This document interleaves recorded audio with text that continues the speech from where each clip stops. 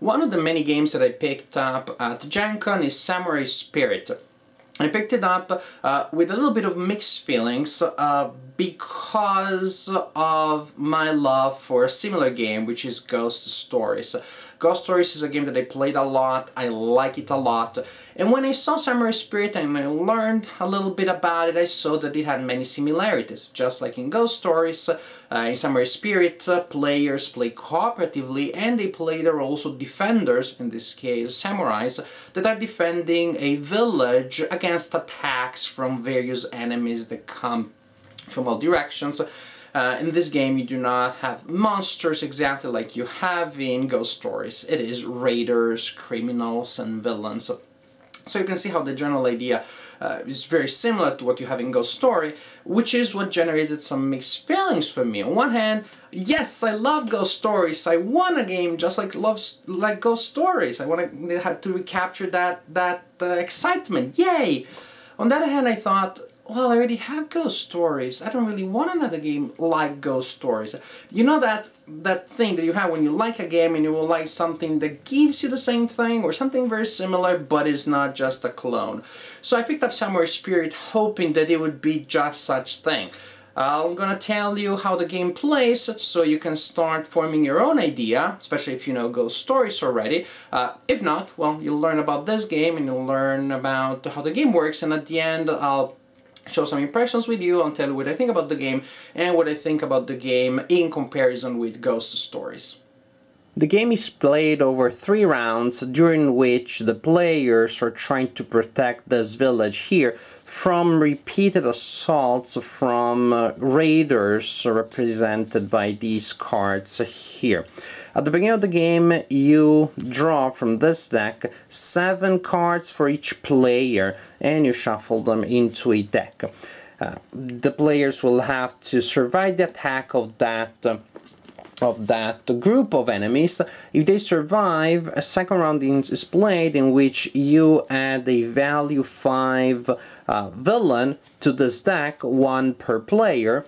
If the players survive the second round, then you add a 6 level villain to the deck, 1 per player. And again, the players have to survive that. If the players survive until the end of the third round, they win the game. But as I said, they have to protect this village. They have to make sure that as much as the village is safe as possible. There are 6 farmsteads in the village.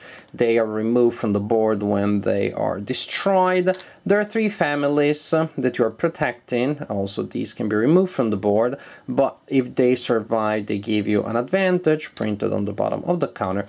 There are also barricades. The number of barricades that is used in each game varies with the number of players. More players, more enemies, more barricades. These are temporary protections. Usually you can remove a barricade before you have to destroy a farmstead. So the enemies will attack the village. You'll try to protect the village. If you are not too effective, then parts of the village will start getting destroyed. You'll win the game if at the end of the third round you have at least 1 farmstead and 1 family that are still around. Also, no samurai, no character played by the players must die. If one of the players' characters dies, the game also ends with a defeat for the players. Each player controls a character, and characters are represented by a board such as this one. Each character has a special ability which is printed on the card, on the mini board of the character, and also is represented by a token which can be lent to other players during gameplay. Each player has a track indicating the level of, let's call it engagement or exertion. The more enemies you are fending off, you're fighting against, the higher the position of this marker on the track. If the marker reaches the last point of the track exactly, you get to activate your special ability, which is represented by an icon at the bottom of your card. If the marker is not quite there, nothing happens per se. If this marker goes past that, then you are knocked out for the rest of the round. You can also choose to pass, in which case also you don't count as being part of the round until, well, the end of the round. At the beginning of your turn, first thing, there may be raiders, again such as these guys, that are on the right side of your board from previous turns, in which case first your marker needs to go to be in a spot on the track which corresponds to the total value of the enemies that are there. At the beginning of your turn, what you do is you may have to apply a penalty. You need to check the card that is at the bottom of what may be a line of enemies there. And that card, the one at the bottom, may give you a penalty. If there is an icon in the bottom left corner of the card, then you take a penalty. For example, that penalty is this character takes a wound, then you have to place a wound marker on the board of the character. If this was the character there, then there is no penalty. The level is 4, but no penalty. If this is the situation, the penalty is that one, which is a barricade gets destroyed, but also, hey, you got to hit the bottom of the track and you get your special ability. But let's do it like this for simplicity. So, at the beginning of your turn, you check to see if there are penalties that you need to apply. Then you can choose to do one of three things. You can pass. In that case, as I said, you are out for the round. You don't count as being playing anymore. You can choose to support your teammates, in which case you simply give your support marker to another player and the player can then use that marker. Each marker indicates a different ability. As I said, the guy that you're playing has regularly. It can be lent to other players. This ability, for example, is that if you reveal a card, an enemy card with an even number, you can choose to pass it to a player to your right or to your left, and that can be useful in several situations. So you can pass or you can support another player by giving them your marker. However, if you do so, you take the card on top of the Raiders deck, and without looking at it, you place it by the board. This forms the infiltration pile. When you're supporting, or also because of other effects, cards may be added to an infiltration pile. Enemies that are sneaking around the heroes without being noticed, their effect will be resolved at the end of the turn. Or, very important, you can fight. This really is the most important action in the game. When you fight, you reveal the first card from the top of the deck, and then you have to choose what you want to do with it. If the card has one of these icons, the hat, the farmstead, or the family, and you do not have a card with that icon on this side of the board yet, you can choose to place this card on the side of the board by the corresponding icon. This means that you have effectively defended against somebody who was trying to attack a farmstead, or against somebody who was trying to attack a family, or the hat. Well, if you don't defend against hats, then you get wounds, so I guess that means somebody who was directly attacking you. So what you're trying to do actually is definitely to match these icons, so that when the round is over, you will have a match for each icon. Each icon for which you do not have a match at the end of your round is a penalty that you will have to face. Or you can choose instead to place the card to the right of your board.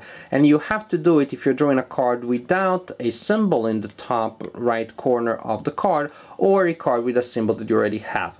If I just drew this card, I put it on this side. And that means that I may get to increase the value of the track here. Now my little samurai token here is on space 6 of that track. Also, there may be a different effect that will apply when you're checking for penalties at the beginning of the next round. Or maybe you manage to replace the card with a card that has no effects, and that's a nice breather that you may get.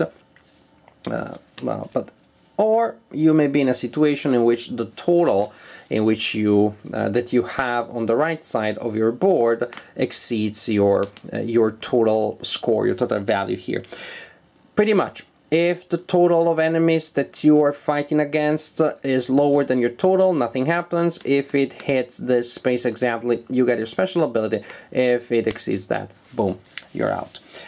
When you get wounds, the first wound that you take puts a wound marker on your board, like you have in this case. The second wound, and this is cool, gets you mad. And when you get really, really mad, you turn into an animal. So like your animal spirit comes out. The animal spirit will have a different track here, which allows usually the animal spirit to be stronger than you were. A different set of advantages that you receive if you manage to hit the bottom of your track exactly with the total of enemies, with the values of the enemies that you are fending off. So it is good, but on the other hand, you have taken a wound. You're a little closer than before to dying. If you take another wound when you're in your animal form, you place it there. If you take a second wound when you're in your animal form, then you're killed, and that means that the game is over, and the samurais are too sad and shocked to continue the fight, and the samurais lost the fight. So a turn, usually, unless somebody dies, will continue until all cards have been dealt, or until all heroes have been knocked out of the current round. If you end up being knocked out, you're pretty much just forced to pass, but you're not eliminated from the game. However, if it happens that all heroes have passed and there are still cards in the deck, all of the cards that are still in the deck are added to the infiltration deck that I mentioned earlier. And that can be bad. Now, end of the round. Now we check what happens in the area that you're trying to defend. Each hero who has not placed a hat by the hat symbol suffers a wound. You haven't been able to defend yourself, you take a wound.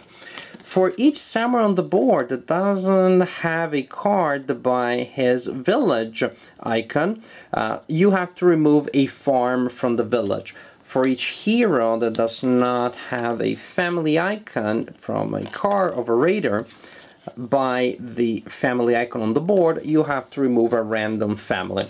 After this has done, the surviving family will give you advantages. There are advantages that you receive by looking at the bottom, at the face down side of the icon. Here, a hero manages to recover a point of health to heal from a wound.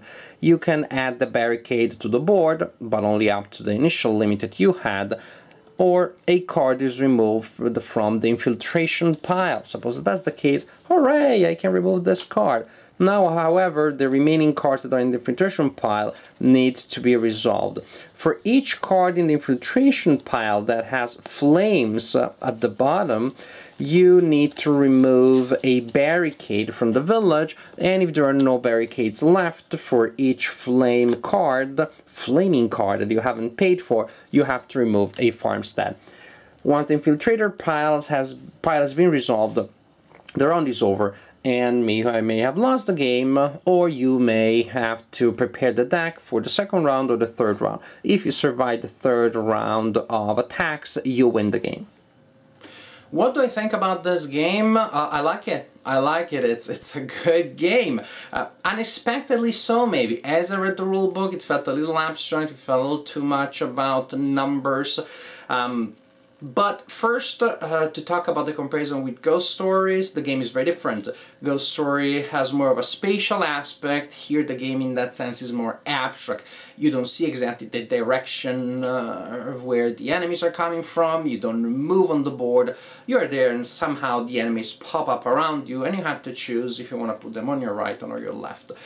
Pretty much the choices in the game are three. You can choose to support a player or to receive a card, and then you choose where you place it, which you may not be able to choose sometimes because sometimes you're forced to put the card on the right side of your board.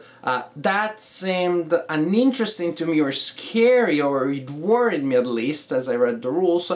And then in gameplay it turned out that it worked, and then there is much more to this game than meets the eye. First, you sure, making decisions, implementing decisions during your turn, but you also need to discuss things with the other players, because if you're going to lend your ability to somebody else, well, that other person needs to know what's coming, and probably you debated with that person. So actually there's discussion going on about the general strategy of the group that goes way past what you're doing in your turn. So you're not just sitting there waiting for your turn, I draw a card, done. There is interaction. Players do need to work together. And a little parenthesis, but the game also works well as a solitaire. You use 2 or 3 characters. There are some rules that you use in that case, and the game plays well as a solitaire game too. But in this case, you need to make sure that your characters talk to one another and they work together. End of the parenthesis. So there are things to do there. And then when you decide to take your to receive a card, yes, sometimes you're forced to put it on the right. But early on in the turns, there are some very interesting decisions. For example, you may have drawn an enemy that has low value, is a 1 enemy, who cares about that? And maybe has a small penalty that applies, and has, say, a farm symbol. So you initially, the first time you play the game, you're like, hooray, I need to match my farm, hat, and doll symbol, and family symbol. So I put it there, I'm done. Then later on, a big 4-level, 4-point enemy comes out with a farm symbol, and you have to put it on the right and fight it, and maybe that guy will knock you out. Meaning that early on in the turn, especially, the decisions that you have to make to decide if you want to push your luck or not. You may decide to put the first enemy with a certain symbol on the defense side and be done with it, or if the enemy is not very strong, you put it on the right side, you start fighting that, it gives you some quote-unquote damage, but not much, but you leave the slot of a certain defense symbol open for other cards and worse enemies that may come around later with that symbol. However, if you do so, you receive less damage during that phase, but you may not be able to match all the symbols by the end of the turn, which can be tragic because you start losing stuff on the board. It's a very simple decision, it's a very linear idea. Once you play the game a couple of turns, you see the dilemma there, but it isn't dilemmatic enough to make it interesting. So there's interaction between the players, between the characters, and or between the characters, as if you're playing solitaire only between the characters. There's interaction between the players, there are decisions that are linear, simple but interesting, and yet that do not slow down the game. These are all good things in my book. This may probably not be the main course in a game night, but it's a little more than a filler, especially if you're playing it with, say, more than 2 people. Or in any case, it doesn't take much longer than a traditional filling, but it's more filler, but it's more fulfilling. It really feels like you played a mini version of Ghost Story. The game creates a narrative, very simple, very linear, but it's there. Creates a story, simple, linear, abstract, but it's definitely there. The powers of the characters are interesting. There are exciting moments when you get very powerful because you become your animal spirit, but also you are at risk of being killed more easily. Just a game that with a very simple engine, I think achieves quite a bit. Definitely it seems to be like a game that achieves more than the sum of its parts, more than the sum of its mechanics. Samurai Spirit, good game, solid game, a game that definitely I will want to play in the future, a game that I will bring with me to game nights very often. I feel this could be a good opening game when you have 20 minutes, half an hour, so more than a filler, but you want to have a good, true, full gaming experience. This game can be played as a filler, but also is pretty much its own thing. I think it has enough meat to it to count, enough to feel as a game. As a true game, not just as a filler. And as a true game, not only is this one such a true game, but it's solid, it's fun, and I think this one is a keeper.